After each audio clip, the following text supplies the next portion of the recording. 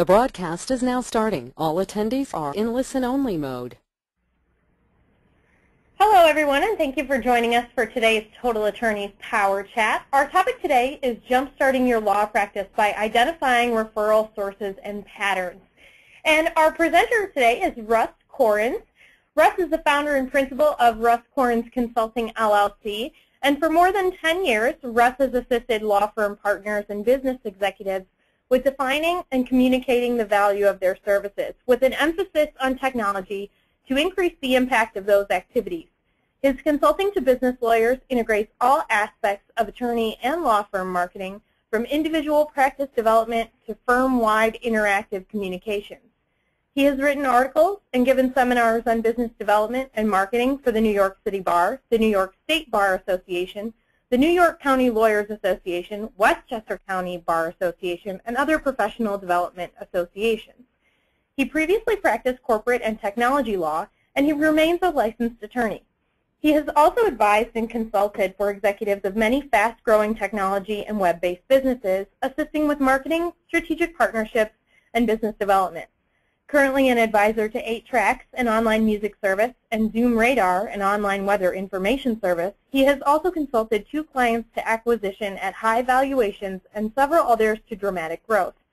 Prior to legal practice, Russ worked in marketing at Transaction Information Systems, now StarPoint Solutions, a technology consulting firm providing workflow, ERP, and staffing solutions to large corporate clients, and The Pipeline, a pioneering internet service provider.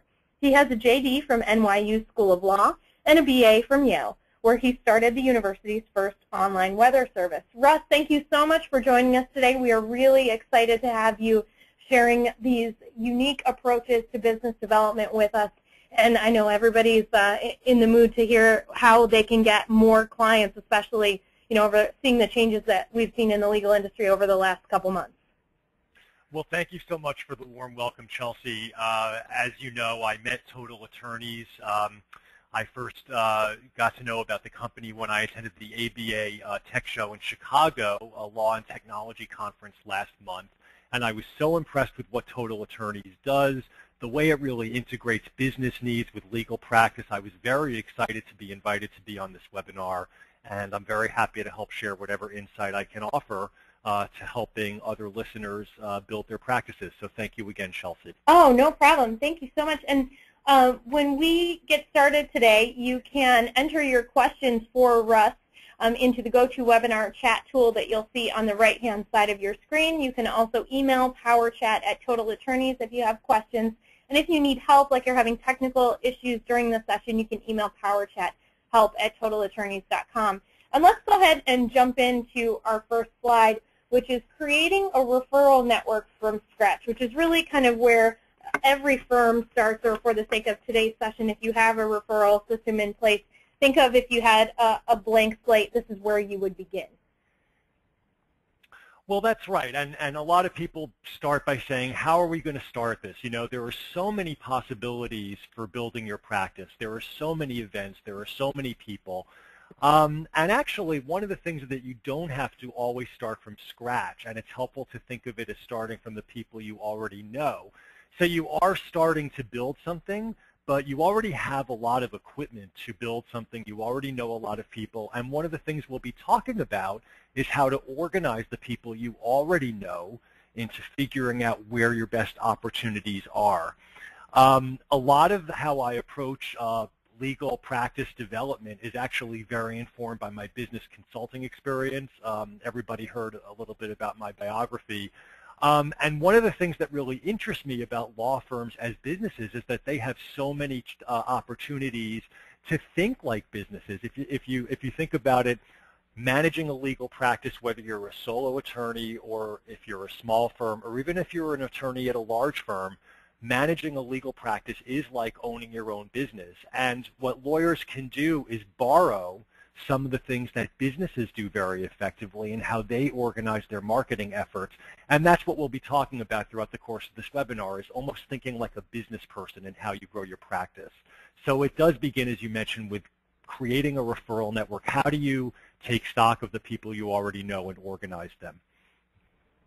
Absolutely. And that doesn't necessarily stop to just your legal related contacts. That could be stepping outside of the legal industry. Small business attorneys oftentimes network with CPAs, wills and estates attorneys who have children. I've heard have gone to numerous parenting groups just because it comes as part of their daily activities, but they've also found it to be a great resource for referrals as well.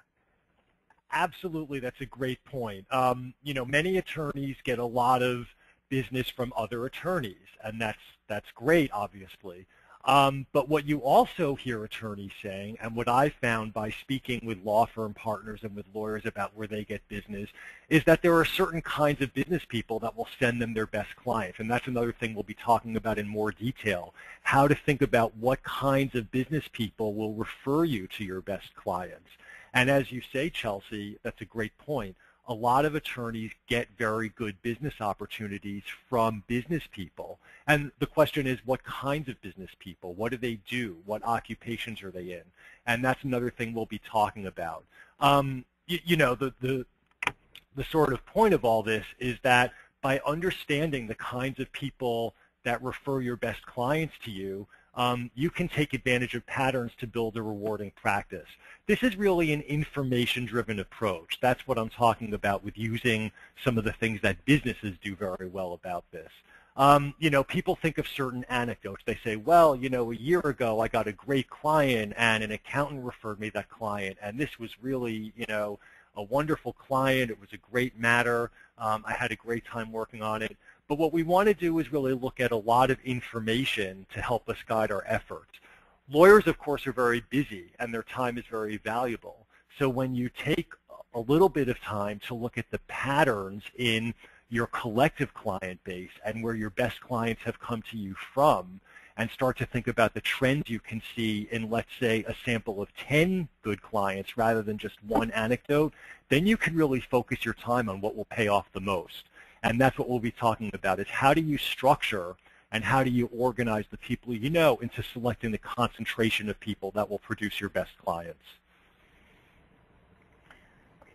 And would you say that it's typical for, if you have a good referral system in place, for clients to develop a business where they do see that 80% of their clients come from 20% of their total network? Yeah, that is a good rule of thumb to keep in mind, and that's really the 80-20 rule is the slide that people see now. This is a rule of thumb. This doesn't mean 80.0% and 20.0%. But as a general rule in professional services, and when you think about what kind of business is legal practice is a professional service. It's a little bit like accounting. It's a little bit like, being a doctor or being a dentist or being a tax preparer. And in professional services, if you look at all the different kinds of what are called professional service providers, lawyers included, most professional service providers find that most of their clients, around 80% as a rule of thumb, come from a much smaller concentration of people they know, around 20%. It doesn't mean exactly 20% for every attorney, but it generally means that if you review who has produced your best clients, who has referred you to most of your clients, you hear a lot of lawyers saying, wow, this accountant I know or this business owner I know, they've sent me a lot of really great clients in the last year. What I'm saying is this is not a coincidence. This is actually very typical of lawyers as business people.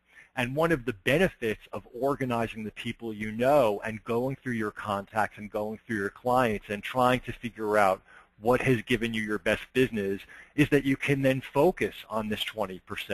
You don't have to worry about, how many contacts do we all have? In the hundreds, in the thousands? It's so easy to rack up, huge numbers of contacts through networking events and through business meetings and through being invited to business lunches or however you go out and meet, prospective sources of business. The question is, how are we going to organize that into selecting where we should really put our efforts?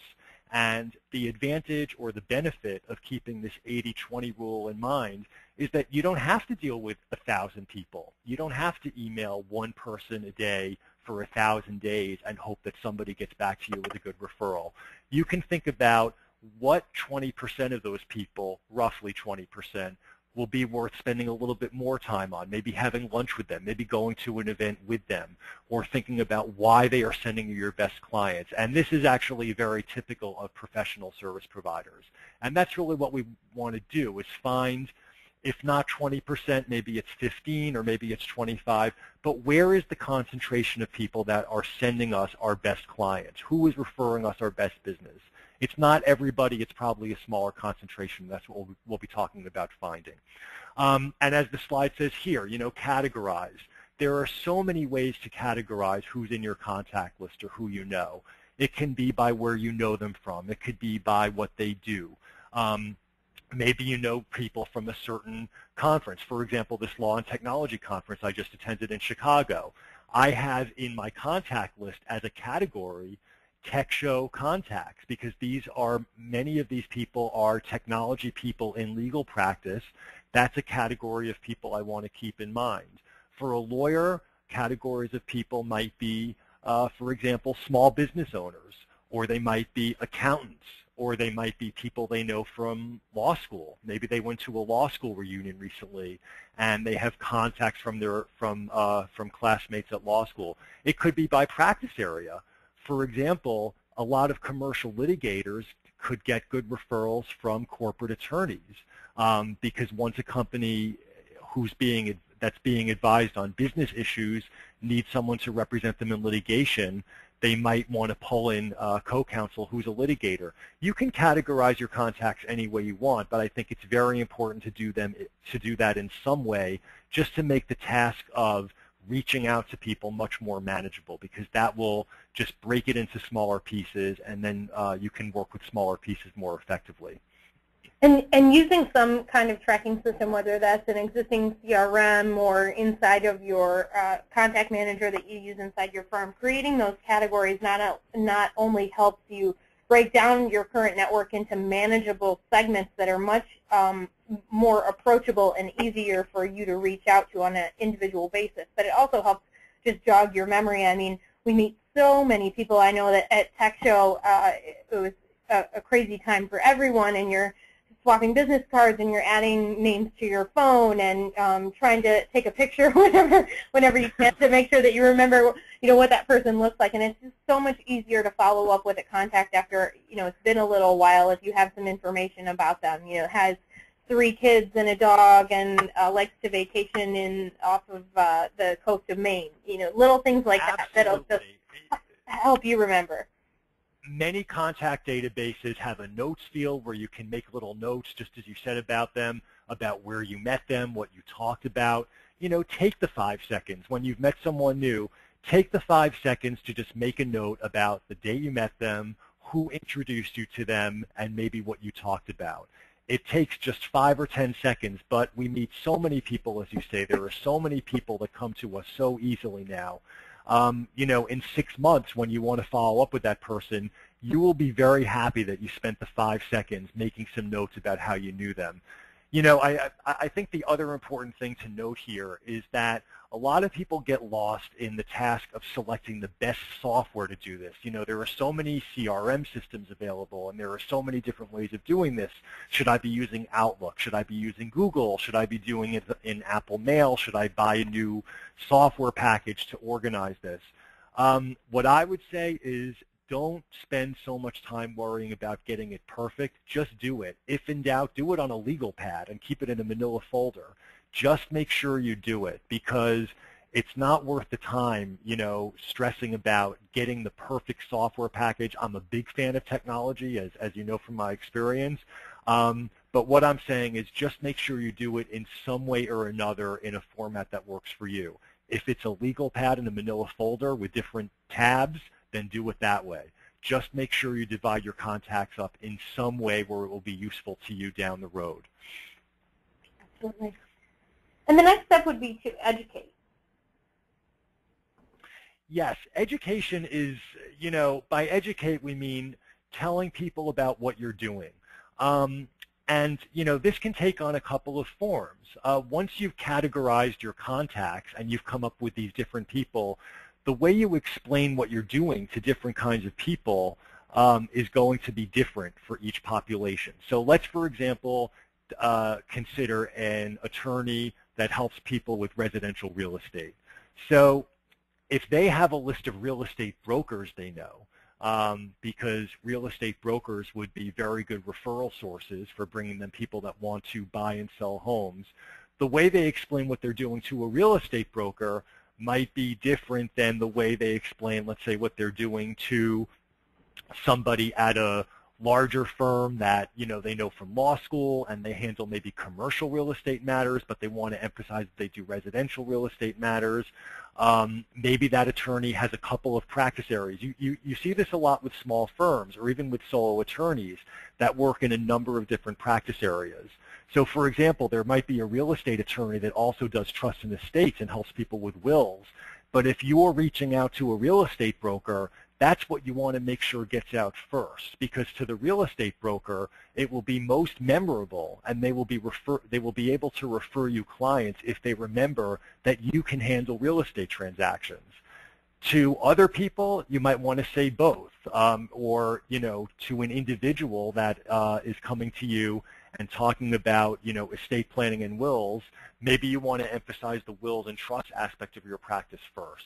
But education really differs depending on who you're talking to, and that's why organizing your contacts is so beneficial, because it allows you then to target your message and to target the way you explain what you're doing in a way that will be most resonant with the people you're speaking to. One mistake I see, not a lot, but I do see it from time to time, or what I don't advise, is, you know, if you're practicing in a number of different practice areas, which you see a lot these days, you know, don't just say, I work in the following 5 practice areas and rattle them off as a laundry list, because people won't remember that. Try and consider who you're speaking with and what will be most memorable to them, because that will help you be named as the attorney they recommend somebody go see when it's time for a referral. You know, sometimes you hear, you know, my name is Joe Attorney, and I practice trust and estates, I practice real estate, I practice business law, I practice entertainment law. The problem is that by the time you get to the 5th item on the list, nobody really keeps track of what you can do. Instead, take a few seconds just to think about who you're speaking with, where you're meeting them, how you know them, and then think about what information can you give to them, what can you emphasize about your work that will be most relevant to your audience. And this is very important to do with everybody you meet. That's right. And motivation for these contacts is important too. Kind of that wow, feel-good factor when they have sent you a client, following up with them, which also ties into the follow-up bullet point as well, of just making them feel that you really do appreciate and that the contacts that they are sending over to you are going to be handled immediately and with care. And it's just kind of that positive reinforcement that's going to motivate them to continue to do that for you. You know, they are actively out telling people about the services that you provide, as you should be about the services that they provide, so that you can continue to send people to each other. But making sure that you reinforce that with a positive interaction immediately following them sending a person over to you, and that the person that they sent to you also receives that positive interaction, is just going to help reinforce and create a beneficial referral relationship for both parties. That is such an important point, Chelsea, and I'm so glad you made it, because it is so true. There is no professional service person or no business person that can meet everybody's needs by themselves. People are always looking for other professionals, and this is how lawyers get a lot of referrals. Business situations come up, individual situations come up that somebody can't handle. Going back to the real estate broker, they're trying to help somebody buy a house. Now a lawyer is needed to close the deal. They are really depending on an attentive and a reliable and a responsive attorney to make that deal happen. So that's what the motivation is. They need you to help with whatever they're doing. And when you do follow up, and when you do follow through, and when you deliver the level of service that they want other people who work with their clients to give, that is tremendously valuable, because once people find other people that can help them get things done, that's when you get the high frequency referrals. That's when you say, wow, I can really count on Chelsea, who's a real estate attorney, to make sure this deal closes when I have clients in front of me. And once people find people who are reliable and who are responsive and who they know they can trust with their clients, that's when you get these very high concentrations of referrals. So what you're saying about motivating, about following up, and about following through is so important, because when you can help other people meet their needs with their clients, and attorneys are often in that position of coming into business or personal situations where they are assisting other people, then that is really where you start to get the really high value created. Absolutely. And the partners that I refer my own clients to on a regular basis have done just that. They've created that positive interaction, because in a lot of ways I do see that extension as a reflection of our services and a reflection of our own advice to our clients and people that we trust them to be working with. So just making sure that that entire experience is positive is, just like you said, going to create a very steady stream of referrals and that comfort and trust level that comes with a positive relationship. And I think tying back to learning about your current clients will help you identify exactly who those referral partners should be or who you should target inside of your network. And there's quite a bit of information that you can drill down into to get to know your clients. And Russ, do you want to start walking us through a couple ways to do that? Absolutely. You know, current clients are always the best place to start. Many lawyers and law firms find that current clients are actually their best sources of business. It's always easier to broaden an engagement with a current client than to get a new one. Current clients already know you. They already know you can do good work. They already trust you. And a lot of attorneys that you speak with will probably tell you that they have gotten some of their best business simply by broadening what their clients originally came to them to do into a slightly broader engagement. Think of it as low-hanging fruit. That really is the lowest hanging fruit that an attorney has, current clients. So the question is, what can you do to get that fruit off the tree? And the first bullet point here about surveying new clients when they enter your office, that's really where it starts. You know, knowing why they came to you, knowing how did they find you, who did they ask for a referral. This is very valuable information. People just don't spontaneously appear in your office through some, you know, metaphysical phenomenon. They came to you for a reason. So what you really want to be diligent about when you get a new client is starting it the right way, understanding why they came to you. What do they need from you? You'll obviously know that because they'll tell you what their legal issue is, but you want to know a little bit more than that. How did they find you? Who did they ask? Who referred them to you? This is incredibly valuable information that once you start collecting this information from a number of people, then you can really start to look at the patterns of where your best referral sources are. The other category of learning about your current clients is you can do this by staying in touch, and that's what the second check mark is about. There are so many ways to engage current clients, and people get so caught up in this need to find new clients. I need to find new business. And it's true, everybody would love to get new business, but don't forget about your current clients because they will often produce more work for you, and you already have them as a client. So one very popular thing that a number of larger law firms do, actually, that I always encourage small law firms or even solo attorneys to do, is a client satisfaction survey. You would be amazed at how simple, and this doesn't have to be a highly technical, you know, this doesn't have to go through a very technical process of optimizing a survey and being a, you know, complicated thing. Even just a two-page, you know, PDF or a two-page document with some blank space to write, you would be amazed at how the simple act of sending your clients a satisfaction survey not only makes them feel like they are helping, you know, that they are helping you improve your practice because it gives them a voice in how they are managing their relationship with you, but that is so often when they say, oh, you know, as long as I'm telling the attorney something, I just remembered that I really need some help in this additional area. Or what you can do with the survey is say that is remind people who get the survey or remind your current clients about the areas you practice in. So they'll say, oh, I didn't know you're a trust and estates attorney as well as a real estate attorney. I'm actually buying a house next year.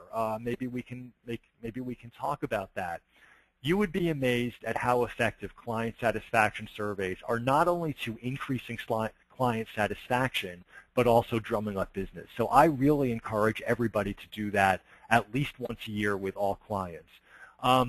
Newsletters and mailings. Another thing, it's sort of like a contact database. Don't get caught up in doing it the perfect way. Just do it. A newsletter can be fancy. It can be simple. You can do it through packages such as Constant Contact or other automated mass mail tools that are offered on the internet. Or it could just be writing a basic email message and putting somebody's name on it manually and sending it to several people you think will you think will want to get that.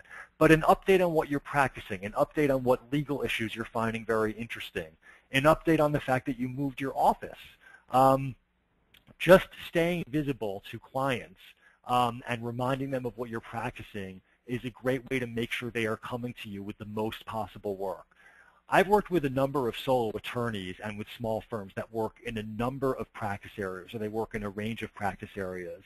And the situation you hear a lot is, let's say somebody works in let's use real estate and trust and estates as the example again.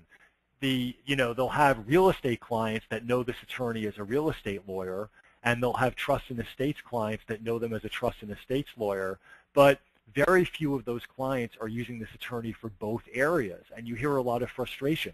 This could happen with somebody who's a corporate lawyer and a commercial litigator. It's the same thing, where they say, oh, I wish the client knew that I also could have helped them with that. Why did they go to another lawyer for that?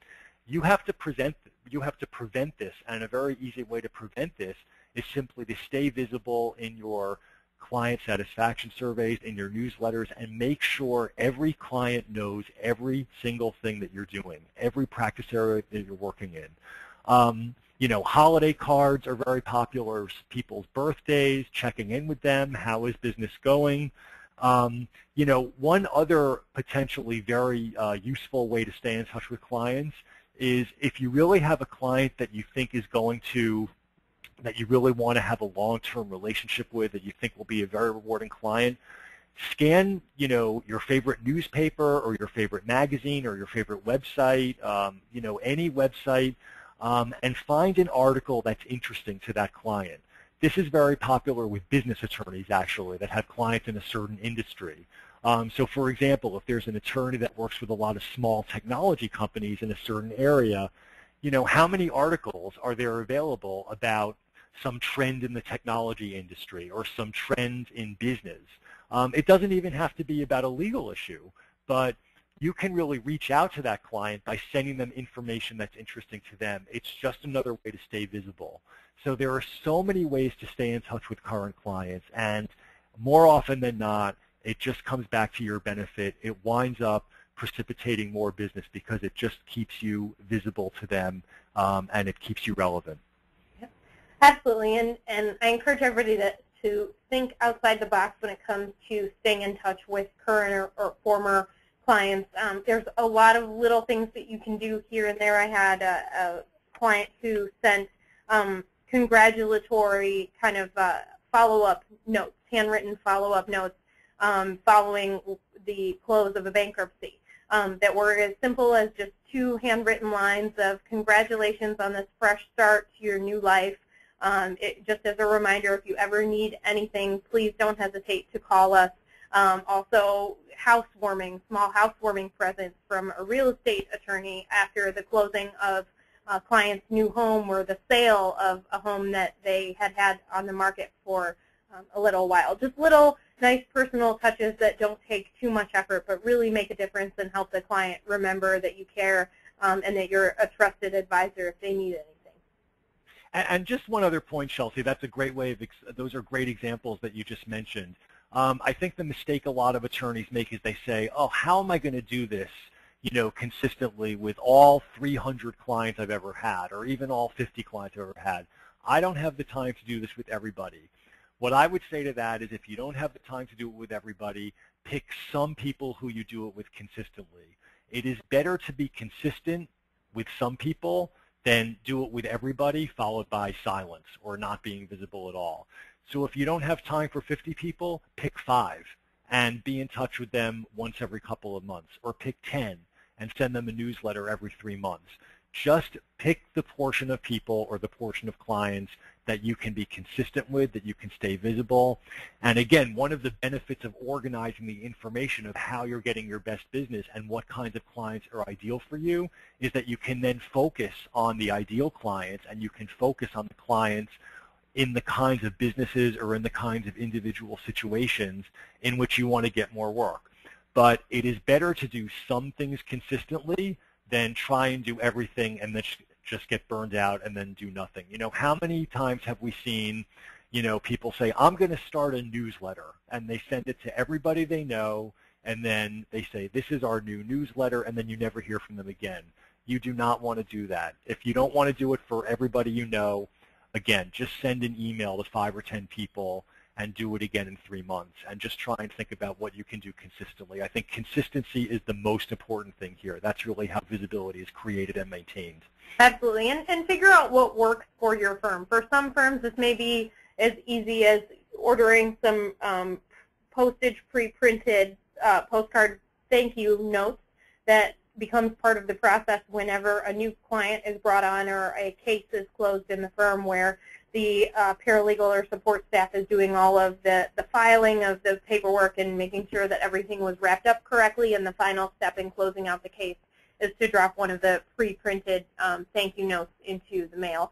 So you can build it into existing processes, or just identify if sending an email with a link to an article is the easiest way for you to keep in touch and select the people that you'd like to maintain those relationships with. So don't bite off more than you can chew, and it's okay if you grow into a program. It takes time. It does take time. That's a great way to put it. So let's talk a little bit about identifying referral sources and using patterns to your advantage, kind of building on the slides that we had just covered so far in today's session. Sure. You know, we have all this information. We've just talked a lot about how to gather information. You're gathering information from surveys. You're gathering information when you're looking at how clients come to you. You're gathering information when you go through your contacts and you think, how do I know them? You're gathering information when you make notes about how you met someone. The question now is, what do you do with all this information? How is this useful? How can you really use this information as a tool to develop your best possible business? And, you know, this identification of your best or most desirable clients is such an important part of the puzzle here. And one of the things that is, you know, I think important to emphasize is that ideal client can mean anything you want. There's no one definition of ideal client that applies to every attorney and every practice area. It can mean that the clients are in a certain practice area that you really want to practice in. It can mean that they're clients with a certain ability to pay, or that will generate a business worth a certain amount of money. It can mean clients that represent greater potential for broader work or for work in more areas. It can be anything you want. But I think having a working definition of what characterizes your ideal clients, or what are your most desirable clients, then helps you the question of, just as the slide says, how did they come to you and who referred them to you?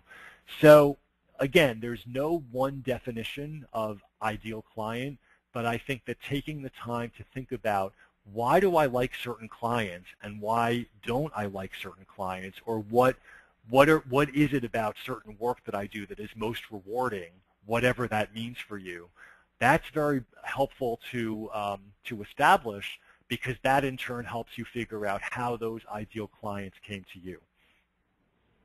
Absolutely. And this helps, going back to the categorized slide, really breaking down that database and figuring out who is going to be a better source for what types of work. And the next step would be the list of details associated with specific referral sources. Right, and this is where you can really see both halves of the puzzle fit together. We talked a lot in the first part of this webinar about, you know, accumulating information about your contacts and your referral sources. and where your clients come from. Now we'll look at, for your ideal clients, now you know what kinds of clients you really want to have. What referral sources are sending you those ideal clients? And let's look at them a little bit more closely. So, there are characteristics to any referral source. What business are they in? Chelsea, when we first started speaking, you mentioned that a lot of attorneys get great referrals from not just other attorneys, but business people as well. So the question is, if they're an attorney, what area are they practicing? You mentioned accountants, for example. If they're a business person, what kind of business person are they? As an example, a lot of matrimonial attorneys will tell you that their best referrals are from accountants. And the reason for that is accountants are involved in a family's financial matters, and they will tend to be in the position of referring people to a matrimonial or family lawyer when the time comes, because those two professional areas are involved in in what's going on with a family. Another example might be how you know them. For example, for a business attorney, let's say there's an attorney that works with a lot of small businesses on contracts and setting up partnerships between business owners, and maybe with some commercial real estate matters. They might say, oh, I noticed that a lot of people that are sending me business, I know from this small business networking group that I attend every month. Or I know from this small business conference that I went to last month. Or I go to a lot of these, they might say, oh, I met them through, alumni from college who I know, and I know a bunch of small business owners from my college class, and I just saw them at my reunion. You want to try and think about who these referral sources are and where they come from and what they do, because that will really help you focus on gathering more referral sources like them, and will explain why certain kinds of people refer you certain kinds of business. So assess your past referral sources, just as it says. What kind of work do they do? Where do they live? How do you know them? What organizations are they in? Any other questions that will help you identify what do they all have in common. It's actually sort of like, think about going back to law school. If people are not too troubled by this thought for a minute, think about when you were in law school and you read a case in law school, and what you had to do was pick out the facts that would be useful in evaluating future cases. It wasn't just about memorizing what the case had as information, but it was about picking out the rules, picking out the characteristics of the situations that will predict how you should handle future cases. And this is really the same thing. It's about looking at your referral sources and saying, what rules can I pick out here? What attributes and what qualities and what characteristics can dictate the way I approach my future practice development efforts? And think in terms of applying the wisdom from what you see in front of you now into future situations and how you can navigate them. And there are any number of ways to describe referral sources and what they do and who they are. And any way you can organize it and any patterns that you come up with will be very helpful in drilling down directly to the people referring you your best business. That's right.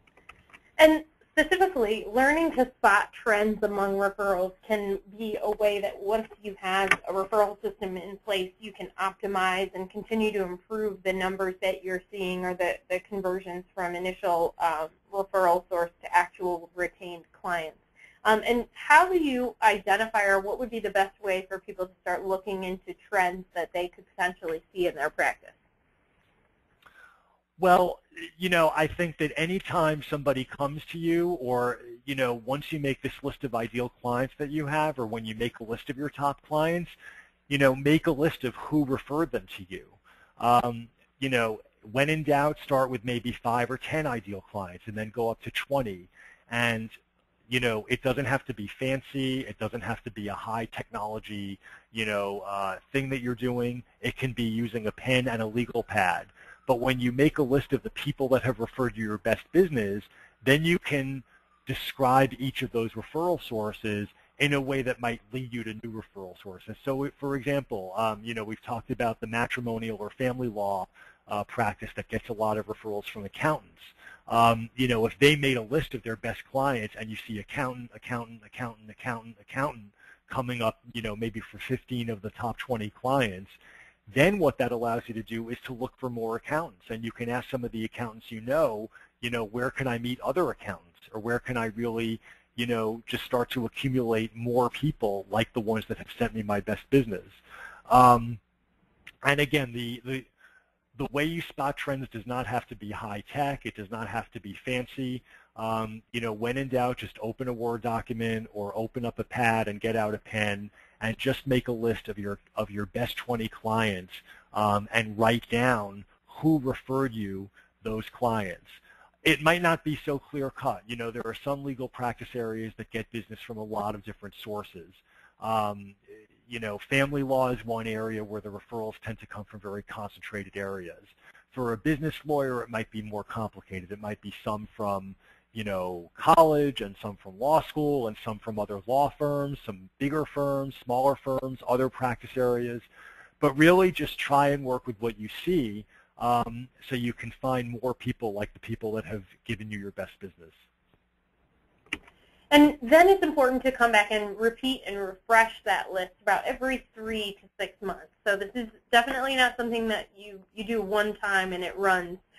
You want to come back and make sure that you're refreshing that list, seeing if any of the new sources that you've put into place over the course of the last few months are beginning to generate business for you. And then also identify those that are not. And maybe reach out to those referral sources and see if it's working or if it's just not necessarily a fit for the two of you. Absolutely. This is so important. Don't stop at who you know. A lot of people say, okay, I have my best referral sources. This is great. I'm a business lawyer, and I see that 75% of my referrals are from, let's say, venture capital investors, or other people involved in the entrepreneurial community. Don't just stop at the people you know, because once you've established that most of your referrals are coming from specific kinds of people, then the key is to find even more of those people. If you're a matrimonial and family law firm, you don't have to just know 10 accountants, reach out to 100. But the point is that you're not just adding on more people randomly. The point is now that because you've come to understand what your ideal client is and the kind of person that sends you that ideal client, then you can focus on racking up as many accountants as you can find, because you see that so much of your business comes from accountants. Or if you're a business lawyer, that so much of your business comes from entrepreneurs and venture capital investors. It really allows you to focus on racking up as many as you can. So don't stop at who you know. In fact, one of the big benefits of focusing on certain kinds of referral sources and really establishing who is giving you your best business is that you can add on in a very targeted way, and you can add on as many people as you want. But it's adding on intelligently. It's not just adding on randomly. It's adding on in a very strategic way that will deliver more business to you over the long term. And you talked about this idea of refreshing, of reviewing. Absolutely. I would say a good rule of thumb is once a year, I think it's good to review where your best clients have come from, and maybe to spend even an afternoon, a few hours, taking stock of what your best clients have been, of where they come to you from. But you also want to do a reality check every 3 or 6 months just to make sure things are in place, just to get rid of anything that, or to take stock of anything that you really see as a problem. Maybe there's some issue lurking in how you're getting business, or some part of your practice that's really suffering. And that gives you the opportunity to make interim, adjustments also in how you go about this. Talking about the benefits of this approach, this is really about targeting your efforts. When we started out, we said that it's so overwhelming to think about a contact list of 500 people or 1,000 people or 2,000 people. We all come in touch with so many people, and what this system of examining where your best clients have come to you from and what those referral sources are and who your ideal clients are, it allows you to target efforts to play the percentages. And it is really a percentage. That's really the name of the game, is just improving the probability that you will get your best clients. It doesn't mean that great clients don't ever come to lawyers through some random source. There are always exceptions. I'm not saying that this is the only way everybody's going to get their best business, but it really is about making things manageable. It's about thinking strategically about where your best business comes from and focusing most of your time on that smaller concentration of people. Even if it's not exactly 80 and exactly 20, it's about focusing most of your time on the concentration of people that will tend to lead you to your best clients. And that makes this task of practice development so much easier. The other benefit of this approach is that it allows you to build your practice in a way based on actual business generation history. We see so many people in so many kinds of businesses, not just legal practice, use kind of an ad hoc, anecdotal approach to business development. They say, oh, I think I'm going to try this just because it sounds good, or because it worked with another firm, or because I hear that this is a good thing to do. What I tend to emphasize and what I think attorneys should really focus on is what have they done best. You are not like every other attorney out there. You see a lot of attorneys saying, oh, this other law firm has a great blog, and this seems like it's really generating great clients for them. But you really have to think about, are they in the same practice area as you? Are they getting business from the same kinds of people as you? Are they the same size as you? There are many things out there for law firms to improve their marketing and business development, but it's so important to understand what your actual client generation history is and where you really have excelled. There are certain people that really like to network and speak in person and go out there and schmooze and speak and write. There are people that would prefer to just send a newsletter. Maybe they don't like to attend networking events. Maybe they don't like to go to conferences. Everybody's different. Their practice area is different. Their personality is different. You really want to try and understand what has worked best for you specifically or your firm specifically, and then continue to leverage your past success and what you're already good at. There is no one-size-fits-all solution to practice development and marketing. It really is about understanding what you've already done best. Absolutely. And that comes back to examining your current work, and the tracking is really a key piece of that. It's important that when you're putting these referral partnerships in place that you take an extra step during the intake process, whether that be walk-ins to your office, appointments that are made over the phone. It's a 2-second question that will save you tons of time later. We meet with so many people throughout the day, and it's very difficult at the end of the day to go back and think, well, Dennis came from an accountant that I met 2 months ago. It will save you a lot of time if you just ask a simple question of how did you find us, or where did you hear about us during the intake process, whether that's in person or over the phone. That'll save you a tremendous amount of time later. And jumping into the examining of current work. Russ. Sure, that's the other half of this. We talked a lot about how you can, just as you mentioned, that client intake process, gather in the information that you can so that you have it at your disposal, when you build your strategic and targeted practice development efforts. The other thing that you want to do is evaluate the work you have, and this is related to establishing what your ideal work is. So one way to evaluate current work is what I call shelf life. If you think of a product at the grocery store, how long could it sit on the shelf before it goes bad? What I mean by shelf life here is shelf life of clients. How long are certain client matters expected to last? How long can you expect them to stick around? There are some practice areas where a client can go on forever.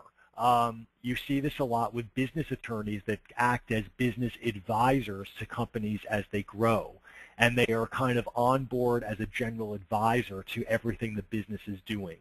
So in that case, the expected shelf life of a client can be very long, and there might be certain kinds of corporate or transactional work that a business attorney can focus on to make sure the client stays around as long as possible, to make sure that the attorney is available to help a business with many of the things that it needs to be done.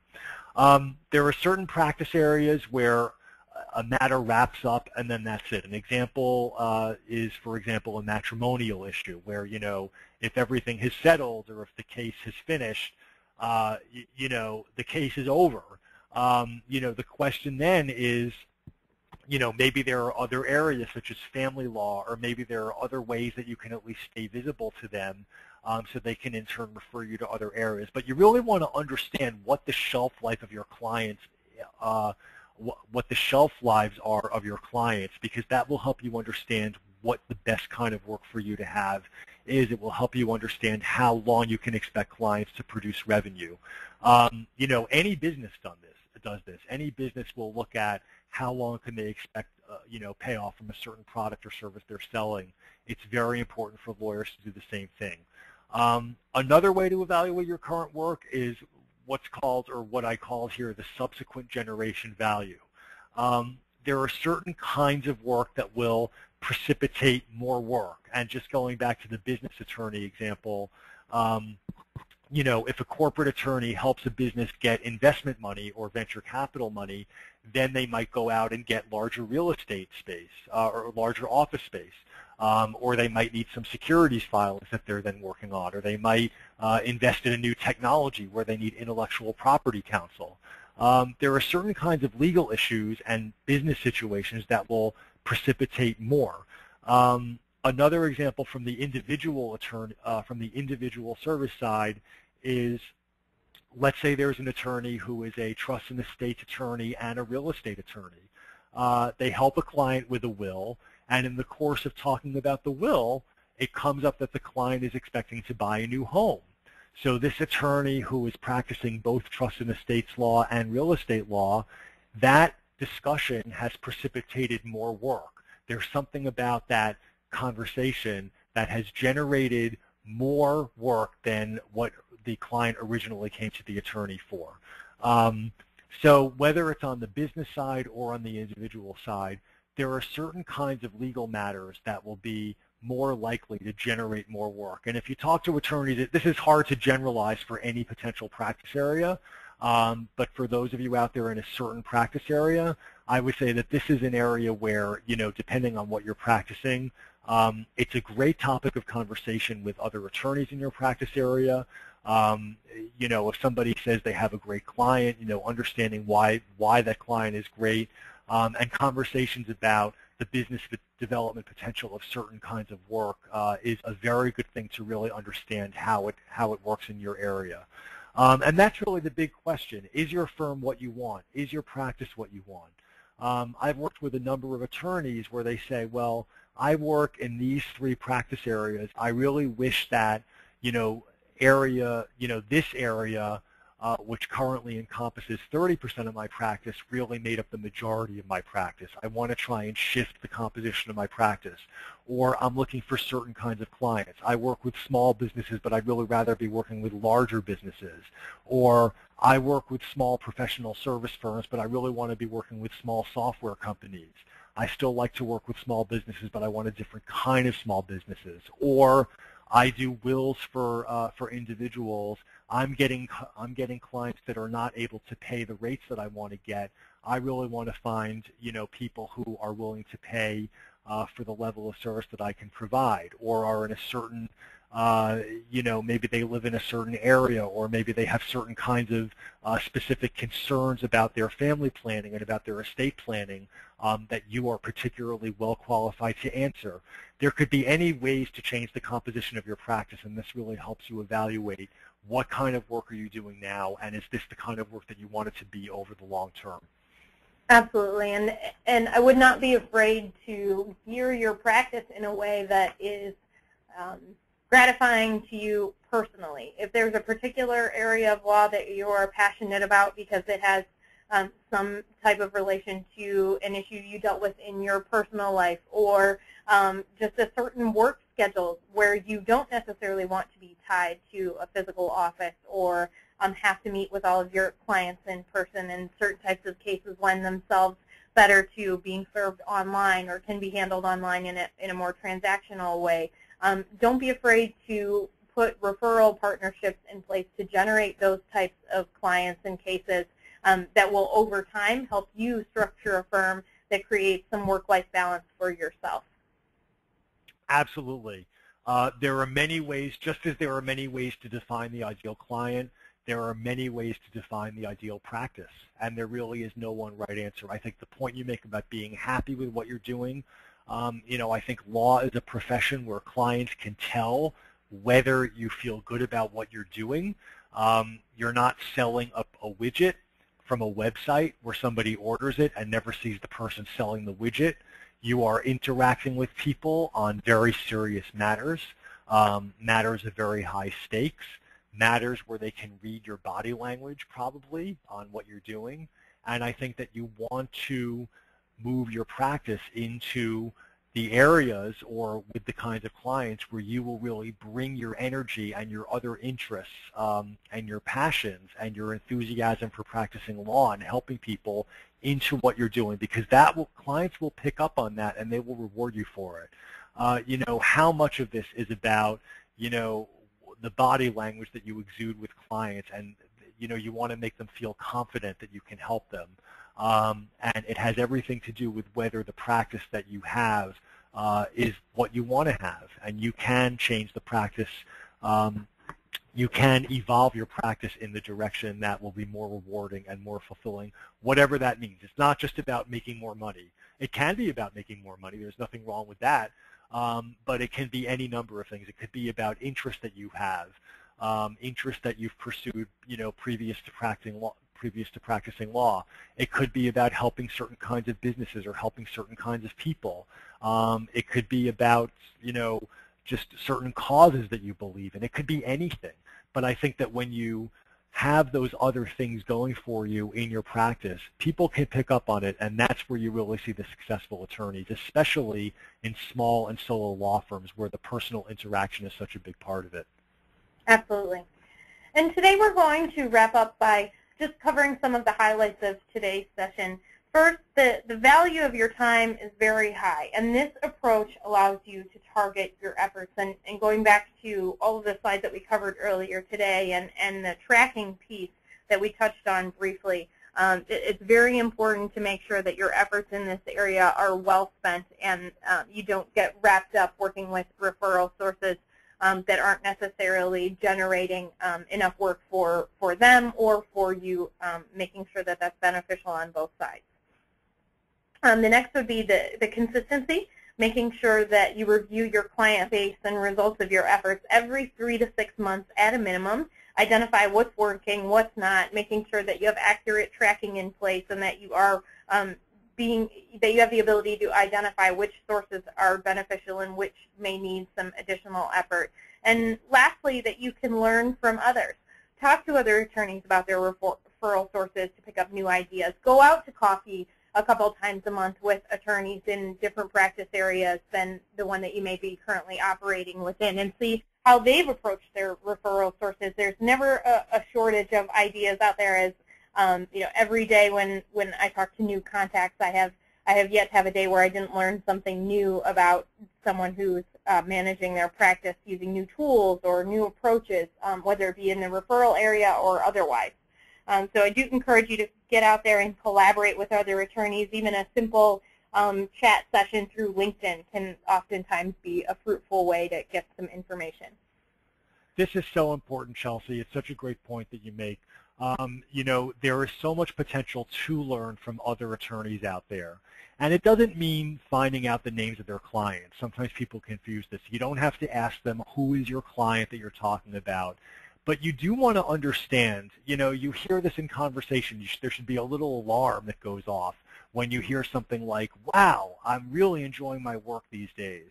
When you hear an attorney say that, especially one in your practice area, that little alarm should go off, and you need to ask, why are you enjoying it so much? Are you working on something that you're finding very rewarding? How did that client find you? You really want to set that as almost a button that goes, or an alarm that goes off anytime somebody says, I really have a great client. I'm really loving my work. Especially for attorneys in your practice area, this is how you pick up new ideas. And Chelsea, you mentioned the opportunity that we all have to learn from other people about the kinds of things that they're doing. This is something that is very important to get into the habit of doing all the time. All the time. For as long as I can remember, with not just attorneys but business people, with anyone. Whenever they say they're working on something really great, I always ask, what kind of thing is it? How did it come to you? How did you get hooked up with that opportunity? It's such an important thing to say, and if you do this repeatedly and consistently, eventually you will build up a lot of information and you'll just pick up a lot of really good ideas that you can then implement yourself. Absolutely, and it also tells the person that you are talking to that you care and that you're genuinely listening.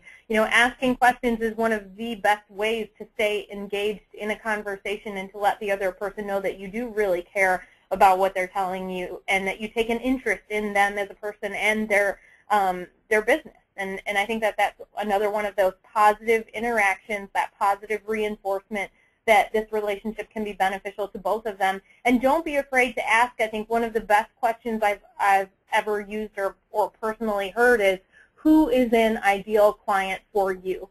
Asking the other person who that absolute ideal client would be, and that they'll be asking you the same. Who would an ideal client be for the both of you, and what are the synergies there? And a lot can come from just that one simple question, that the engagement and the knowledge that they'll give you when they answer. That is such a great point. And Russ, that concludes our session for today. I thank everyone so much for joining us. Russ, it's been an absolute pleasure, and we really appreciate you sharing all of your insights and knowledge that you've developed throughout the course of your career with Total Attorneys and our listeners today. I do encourage everyone to reach out to Russ if you have additional questions after today's session. His email address is available on the screen in front of you, as well as his phone number and website. Please check those out, and we'll be sending a recap email out to all of our listeners today. Following this session, you'll receive a link to view and listen to the session itself. And if you have any other questions, feel free to reach out to us or Russ. Thank you so much again for joining us, and we look forward to speaking to you on the next Total Attorneys Power Chat.